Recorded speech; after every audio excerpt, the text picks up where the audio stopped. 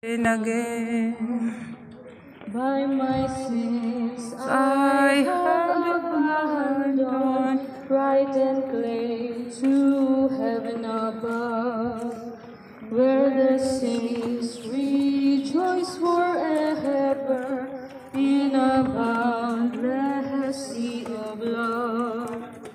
Jesus, Lord, I ask for mercy, let me not implore in vain. all my sins I now detest them, never will I sin again.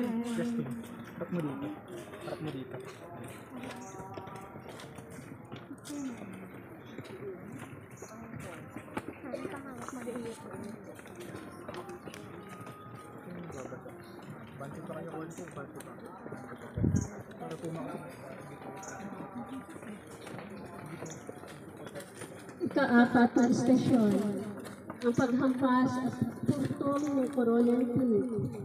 Sinasamba ka namin at pinasasalamatan, Panginoong Jesucristo, Sapagkat nangitan na yung anak ko sa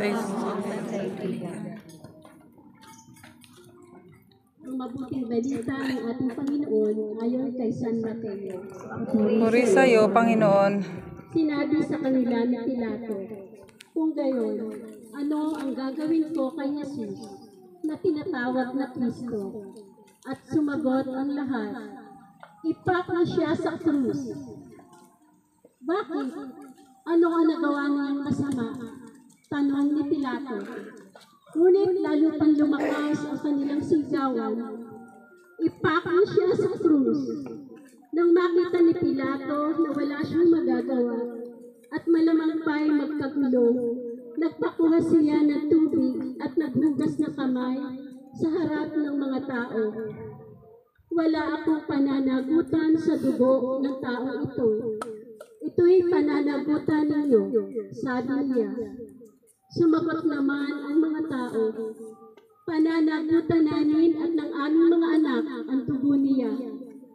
Pinalaya nga si Pilato, si Barabas at ipinahugupit naman si Jesus. Pagkatapos, ibinigay siya sa kanila upang ipako sa krus. Si Jesus ay dinala ng mga kawal ng gobernador sa palasyo ng gobernador at nagkatipon ang buong batalyon sa paligid niya. Siya ay hinubaran nila at sinuotan ng isang balaban na matingkad na pula. Kumuha sila ng sangang matinik. Ginawa itong korona at ipinutong sa kanya. Pagkatapos, pinahawak sa kanyang kanang kamay ang isang tangkay ng tambo. Siya ay ininsulto nila, niluhod-luhuran at kinutya ng ganito. Mabuhay ang hari ng mga Hudyo. Siya ay pinagduduraan pa nila. Kinuha nila ang tambo at ito'y inihampas sa kanyang ulo. Ang mabuting balita ng ating Panginoon. Pinupuri ka namin, Panginoong Jesucristo. Panalangin. Tila mga araw ang mga hagupit ay bumabang sa iyong katawan. Hindi nakakilala sa kasalanan. Hinitungang kaya ng koronang tinig Sa malupit na pagkutya sa tarong dapat sa iyo.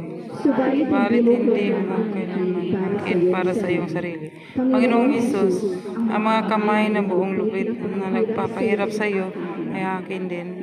Dahil ako man ay gumagawa sa iyo ng ginawa ng mga pahirap sa iyo. At patuloy ko itong ginagawa. Kapag ako'y naging malupit sa aking kapwa, o inilagay sila sa kahihiyan, kaawaan mo ako, mahal kong Isus, kaawaan mo ako. Banal na Diyos, banal na puspos na kapangyarihan, banal na walang hanggan. Maawa po kayo sa amin at sa buong San Sinuko. Banal na Diyos, banal na puspos na kapangyarihan, banal na walang hanggan. Maawa po kayo sa amin at sa buong San Sinuko. Banal na Diyos, banal na puspos na kapangyarihan, banal na walang hanggan. Maawa po kayo sa amin at sa buong San Sinuko. O Jesus, Hari ng awa, Ako ay nananalig sa iyo.